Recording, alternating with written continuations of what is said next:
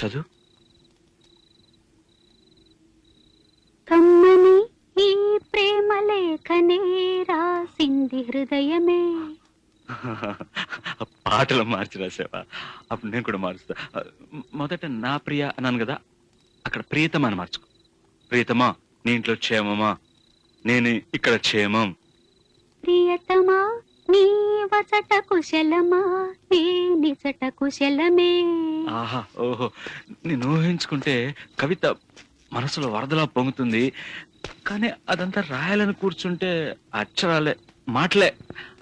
ఊహలన్నీ పాటలే కనుల తోటలో, అదే తొలి కలల కవితలే మాట మాటలో.